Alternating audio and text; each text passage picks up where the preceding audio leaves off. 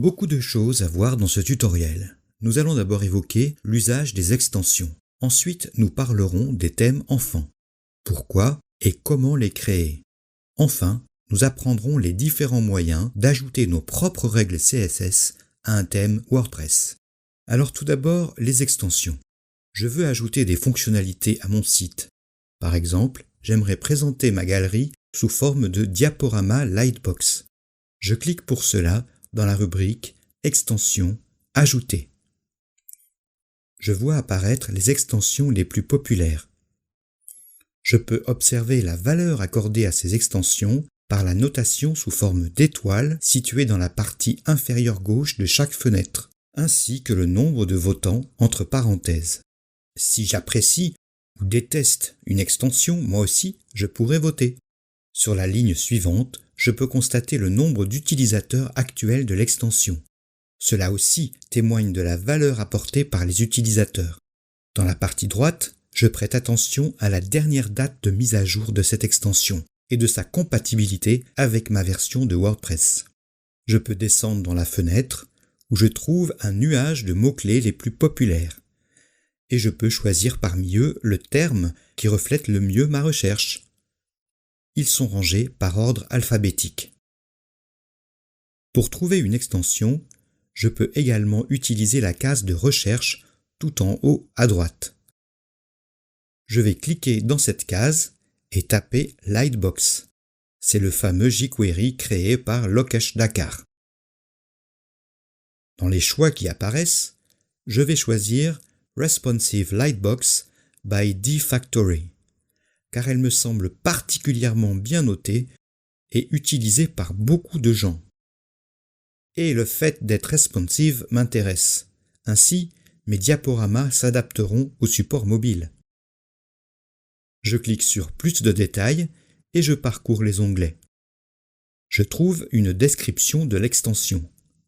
J'ai accès au site web de cette extension.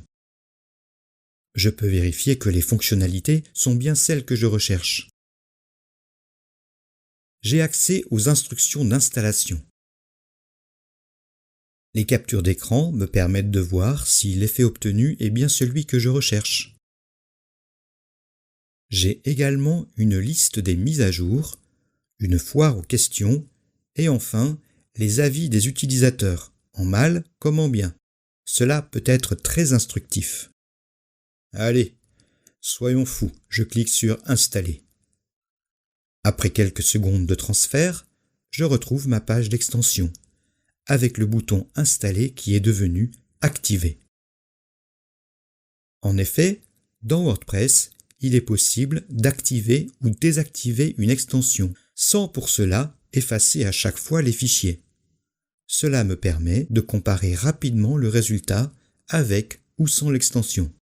Je clique sur Activer. Je visualise à présent les extensions installées sur mon site. Parmi elles, Responsive Lightbox, et je peux constater qu'elle est activée. Pour régler l'extension, je clique sur Settings. Les réglages apparaissent, et si j'ai la curiosité de regarder dans ma barre de rubrique à gauche, je constate que ces réglages, nommés Responsive Lightbox, sont inclus dans la rubrique Réglages. C'est un peu l'inconvénient des extensions. Leurs réglages n'apparaissent pas toujours au même endroit de mon tableau de bord. Pour l'instant, je ne change aucun réglage et je vais voir comment l'extension a changé mon site en cliquant sur l'onglet dans lequel figure mon site. Grâce au menu, je me rends dans la page Ma première galerie. Quand je clique sur une image, elle s'affiche en grand sur l'écran et le reste du site est masqué.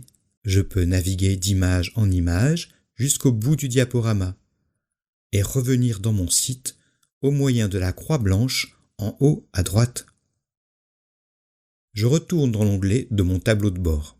Je vais observer les réglages généraux de mon extension. Dans la première ligne, j'observe que je dispose de 7 scripts de Lightbox différents.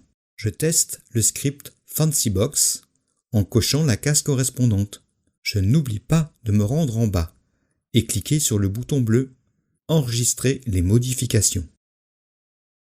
Je me rends dans mon site et je réactualise l'affichage.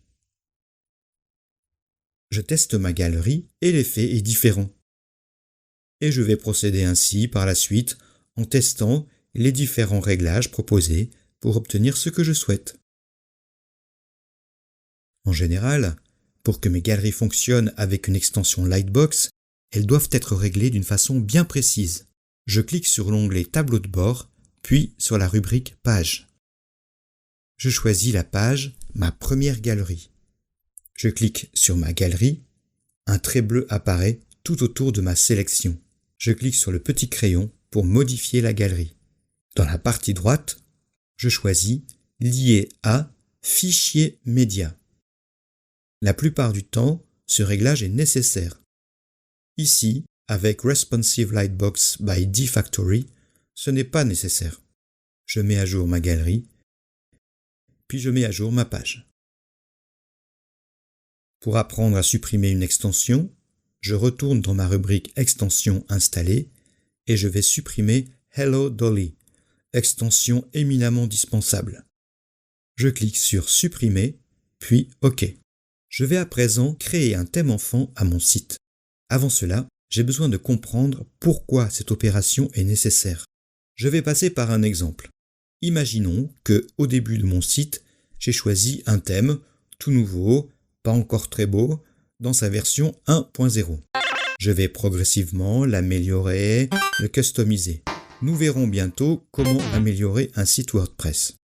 Puis vient le moment, comme souvent, de la mise à jour.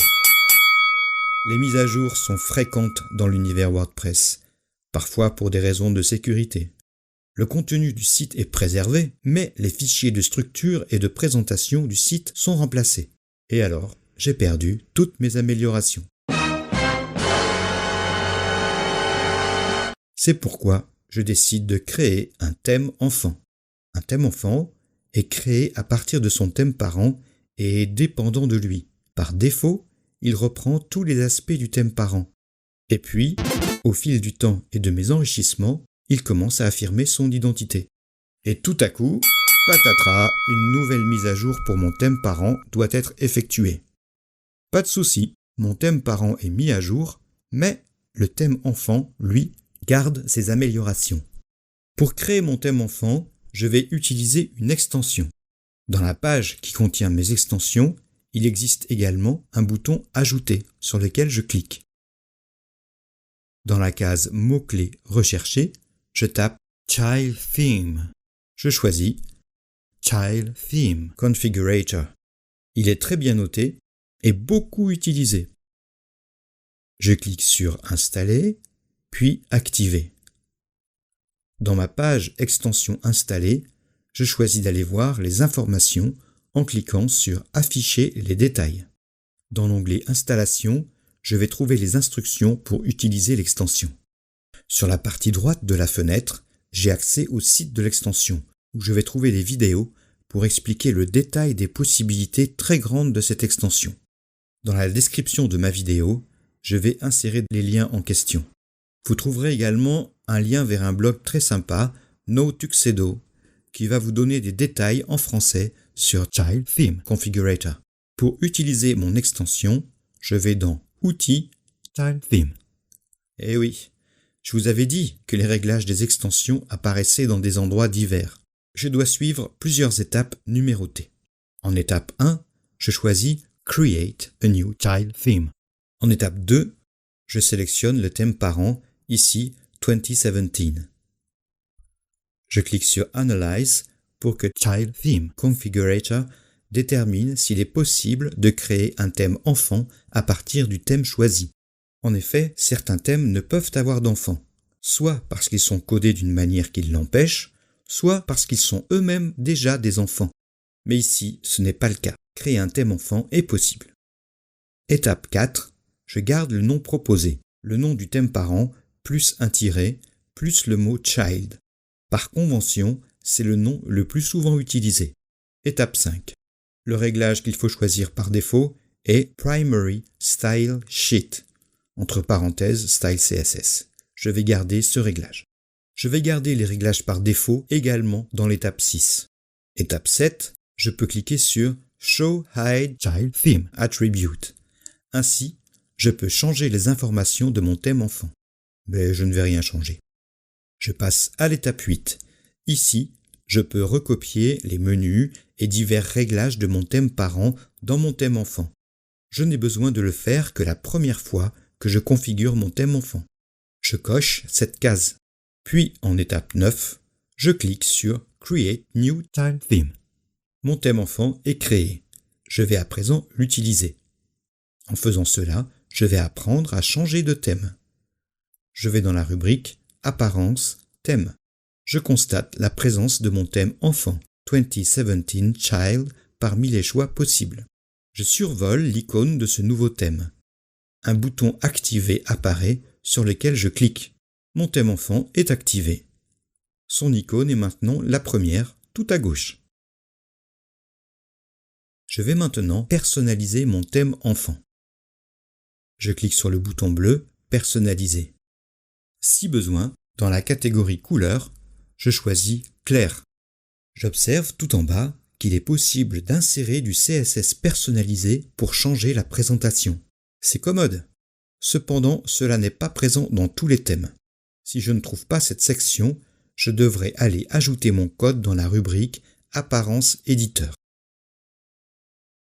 J'aurai alors accès à la feuille de style de mon thème enfant nommée style CSS. Et c'est là que je collerai mes règles CSS. Oui, mais comment trouver les bons sélecteurs, les bonnes propriétés pour agir sur mon thème? C'est là qu'interviennent les outils de développement dans Chrome. Je m'assure au préalable que je suis bien en train d'utiliser le navigateur Chrome. Par exemple, supposons que je veuille changer la couleur de mon titre de page. Je clique sur l'onglet de mon site pour aller visualiser ma page. Je choisis le menu « Afficher », Options pour les développeurs, Outils de développement. Je peux également utiliser le raccourci Command-Alt-I, Ctrl-Alt-I pour les PC. Dans la partie droite de mon écran, apparaît le code de ma page. Le HTML se trouve dans la partie supérieure et le CSS dans la partie inférieure. Tout en haut à gauche de ma fenêtre développement, il y a le bouton d'inspection. Je clique dessus et il passe en bleu, me montrant que je suis en mode inspection.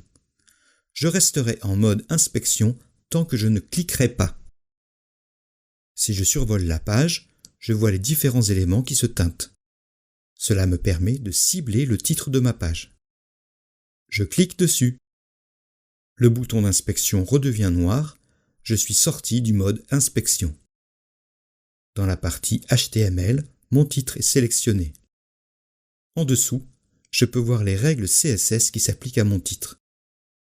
Je change la couleur en cliquant sur la case correspondante et en choisissant une nouvelle couleur dans le nuancier. Je vois la couleur changer dans la partie gauche. Je peux ainsi tester différentes possibilités. Pour revenir au départ, il suffit de réactualiser la page. Et je retrouve ma page telle qu'elle existe sur le web. Ici, je ne change rien en réalité à mon site. Je m'amuse juste à changer la façon dont mon navigateur affiche la page. Il n'y a aucun risque. Je recommence la manipulation, de nouveau, mode inspection et clique sur le titre. Cette fois-ci, je vais utiliser la pipette. Je clique sur l'outil pipette et je vais picorer les couleurs sur mon écran jusqu'à obtenir satisfaction. Il est ainsi facile de réaliser une harmonie de couleurs. Une fois satisfait, je clique de nouveau sur mon carré de couleurs pour valider mon choix. Pour appliquer ces réglages à mon site, pour de bon cette fois, je sélectionne dans la partie inférieure toute la règle CSS, en partant du sélecteur jusqu'à l'accolade fermante. Clic droit, copier. Je peux refermer les outils de développement en utilisant le raccourci clavier Command-Alt-I. Je clique sur l'onglet qui contient mon tableau de bord. Si besoin, je retourne dans la rubrique Apparence personnalisée. Je vais dans la catégorie CSS additionnel. Je clique droit dans la partie gauche, coller. Si nécessaire, je clique dans la page pour la réactualiser. C'est fait, je n'ai plus qu'à cliquer en haut à gauche sur le bouton Enregistrer et publier. Je vais dans l'onglet qui contient mon site et je réactualise la page. Mon titre a changé de couleur. Je vais faire disparaître un élément. En bas de ma page, un footer rappelle avec trop d'insistance que le site est fabriqué avec WordPress. Cette fois-ci, je vais utiliser une autre façon de faire apparaître les outils de développement. Je clique droit sur le footer et choisis Inspecter. Je retrouve l'environnement de développement avec l'élément à travailler déjà sélectionné. Je passe en mode inspection avec le bouton en haut de mes outils de développement et sélectionne tout le footer. Je clique dessus. Dans la partie CSS, les règles le concernant apparaissent. Je prends la règle qui se situe au-dessus de toutes les autres. Je clique après le point-virgule de la dernière déclaration, ce qui signifie que je vais créer une autre déclaration à la suite. Je veux ajouter la déclaration suivante. Display : none : Chrome m'aide, puisque dès que je tape un D, il me propose Display et je valide avec Enter. Puis j'appuie sur N et Chrome me propose None, ce que j'accepte encore avec la touche Enter. Les deux points et le point-virgule sont au bon endroit tapés par la machine. Je valide l'ensemble en appuyant encore sur Enter. Le footer ne s'affiche plus. Je copie ma déclaration, toujours du sélecteur jusqu'à l'accolade fermante. Clic droit, copier. Je clique dans mon onglet Tableau de bord, je retrouve ma page Personnalisation, CSS additionnel, et à la suite du CSS déjà présent, clic droit, coller. Comme précédemment, il faut enregistrer et publier. De retour dans mon onglet Site, je peux fermer les outils de développement, commande Alt-I, et actualiser ma page. Je parcours mon site et constate que le footer n'apparaît plus nulle part. Je suis désormais capable de personnaliser mes thèmes WordPress avec des modifications qui survivront aux mises à jour grâce au thème enfant. Postscriptum. Rappel sur Apparence Éditeur. Si votre thème ne comporte pas de catégorie CSS additionnelle, ce qui est très fréquent, il faut aller dans Apparence Éditeur. Je clique à cet endroit. Là, par défaut, c'est le contenu de la feuille de style de votre thème enfant qui s'affiche. Elle s'appelle style.css. C'est à cet endroit que je collerai mes règles CSS. Puis, je n'oublierai pas de cliquer en bas sur « Mettre à jour le fichier ». Si vous préférez Firefox comme navigateur, vous pouvez l'utiliser avec l'extension Firebug, ou bien choisir le menu Outils, Développement web, Inspecteur. Même s'il est possible de réaliser la même chose dans Safari, je ne vous le conseille pas, car je trouve cela beaucoup moins pratique. J'espère que ce tutoriel WordPress vous a été utile. Si c'est le cas, merci de le liker et abonnez-vous à la chaîne pour suivre tous les nouveaux épisodes.